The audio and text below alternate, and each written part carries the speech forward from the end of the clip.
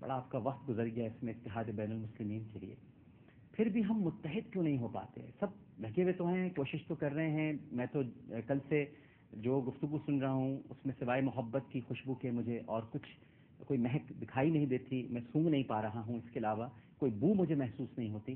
پھر کیا ہماری نیتوں میں اخلاص نہیں ہے؟ کہاں پر کوئی کمی ہے مرزا صاحب کہ ہم متحد نہیں ہو پا رہے؟ بسم اللہ الرحمن الرحیم. ڈاکٹر صاحب میں شکریہ ادا کرتا ہوں کہ آپ نے یہ موقع فراہم کیا، اور جو جس منظر کی آپ نے یہاں پر عکاسی کی ہے وہ واقعی لگتا ہے کہ شام غریباں کا وقت قریب ہے. اتحاد کے حوالے سے جو آپ فرما رہے ہیں، حقیقت میں ہم نے بہت کوشش کی اور ابھی بھی ہم کوشش کر رہے ہیں. جی. آپ کو معلوم ہے مولانا محمد یوسف میمن صاحب کے ساتھ بھی ہم نے ایک تقریباً 20-25 سال کا عرصہ گزارا، اور اس کے بعد ابھی بھی یہ سلسلہ جاری ہے. اور الحمدللہ آج بھی میں متحدہ علماء محال، جس کے اندر دیوبندی، بریلوی، اہل حدیث یا تمام مسالک کے لوگ ہیں، متفقہ طور پر ان کا شکریہ ادا کرتا ہوں کہ انہوں نے مجھے صدر مقرر کیا ہوا ہے اور میں اپنی خدمات انجام دے رہا ہوں. مسئلہ ڈاکٹر صاحب یہ ہے، لما تقولون ما لا تفعلون. قرآن یہ کہتا ہے کہ تم وہ بات کیوں کرتے ہو جس پر تم خود عمل نہیں کرتے. اصل جو خرابی ہے وہ یہاں پر ہے کہ ہم اتحاد کی بات کرتے ہیں، محبت کی بات کرتے ہیں، وحدت کی بات کرتے ہیں، پیار کی بات کرتے ہیں، مگر اس وحدت کو، پیار کو فروغ دینے کے لیے عمل کی ضرورت ہے. عملی میدان میں یہ شخصیتیں آگے آنے کے لیے تیار نہیں ہیں. ضرورت اس بات کی اگر ہم اتحاد کی بات کرتے ہیں تو جہاں شیعہ اجتماعات ہو رہے ہیں، اور خاص طور سے وہ علماء کرام جو قرآن اور حدیث سے ہٹ کر گفتگو نہیں کرتے، تو حقیقی اسلام کی صورت کو پیش کرتے ہیں دنیا کے سامنے، ان اجتماعات میں علماء کو شرکت کرنی چاہیے.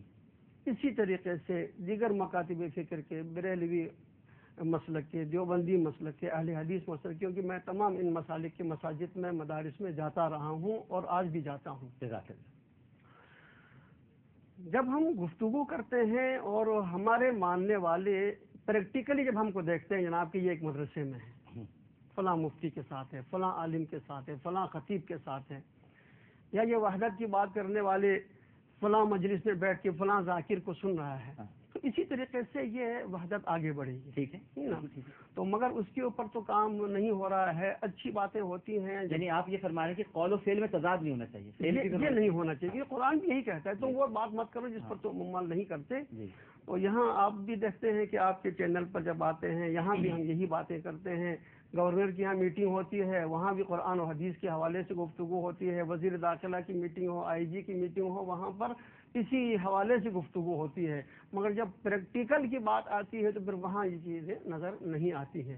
اگرچہ ابھی اس مرتبہ کمشنر کراچی نے ایک کمیٹی بھی بنائی ہے، تمام مکاتب فکر کے علماء پر مشتمل 10 رکنی کمیٹی، جناب کہ جہاں کوئی بات ہو یہ علماء جائیں گے.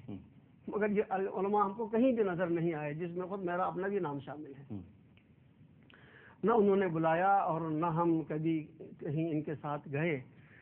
تو حکومت کا بھی یہی رویہ ہے، وہ بھی ایک فارمیلٹی پوری کرتی ہے حکومت، اس کو عملی جامہ پہنانے کی حکومت بھی کوشش نہیں کرتی ہے. ٹھیک ہے. یا پھر وحدت کے حوالے سے وہ علماء جو واقعی وحدت کے لیے عملی طور پر میدان عمل میں ہیں، جو ایک دوسرے کے ساتھ ملنا چاہتے ہیں، جو ایک دوسرے کے مساجد میں جانا چاہتے ہیں، مدارس میں جانا چاہتے ہیں، علماء سے ملنا چاہتے ہیں، ان کو نہ حکومت آگے آنے دیتی ہے اور نہ میڈیا کے اوپر ایسے علماء لائے جاتے ہیں.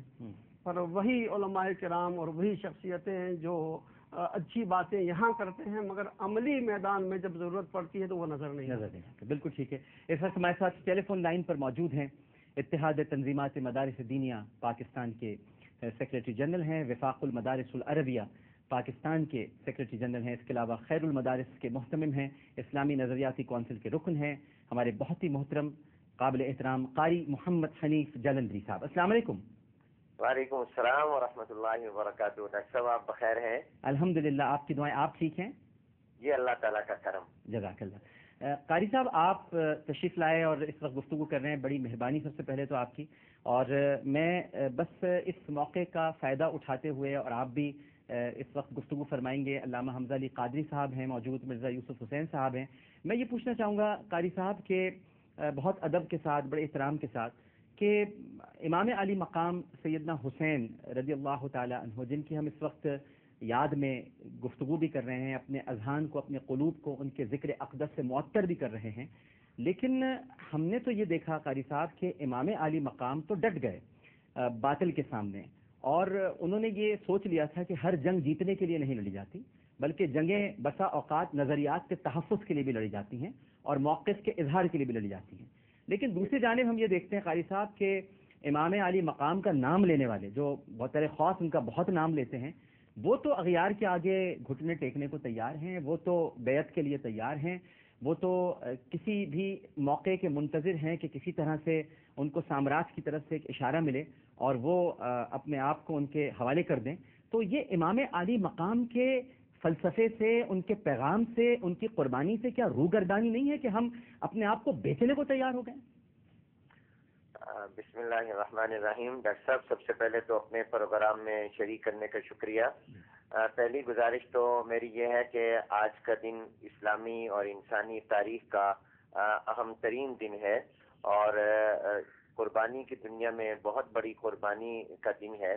تو اس میں سیدنا حسین رضی اللہ تعالیٰ عنہ کی ان قربانیوں کو میری نظر میں سب سے بڑا خراج تحسین یہ ہے کہ ہم ان کی تعلیمات پر عمل کرنے کا عزم کریں اور اپنے عہد کی تجدید کریں اور ان کے افکار پر عمل کرنے اور ان کی سیرت طیبہ کو اپنانے کا عہد کریں.